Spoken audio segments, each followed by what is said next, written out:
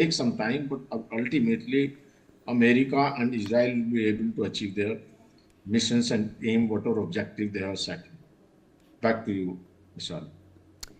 Right. Now, amid the operation against Iran, the Israeli military has called up some 20,000 reservists, mainly in the Israeli Air Force, Intelligence Directorate, Home Front Command, and Israeli Navy.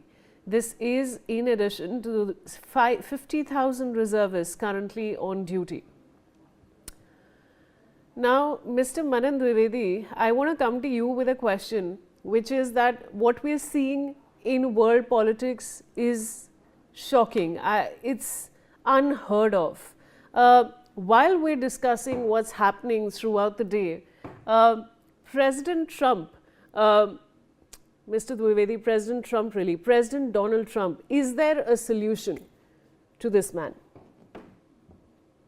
देखिए, what I feel here is that President Donald Trump should not be directly blamed for inflicting the entire West Asia, or let's say Iran to be very precise, as is part of the general Indian narrative.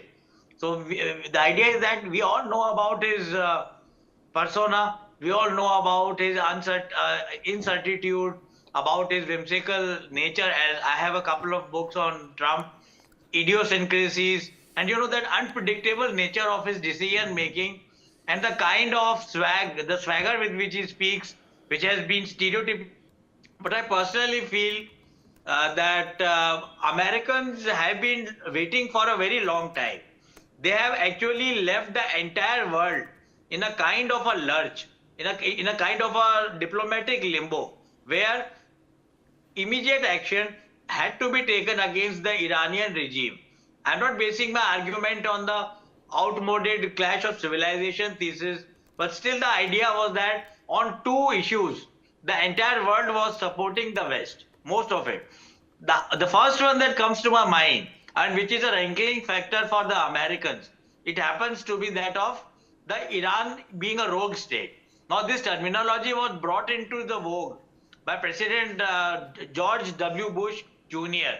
He declared Iran, Iraq, Syria, and several other countries to be the rogue states. And why is Iran a rogue state? We, the Indians, we can talk about it ourselves. We can try to decipher it out. Because if you look at a war, then the entire tradition of a bayonet to bayonet exchange, the entire tradition of trench warfare and tanks I'll let you fighting complete each that other. point, Mr. Dwivedi. I'll come back to you. Now, the Indian Embassy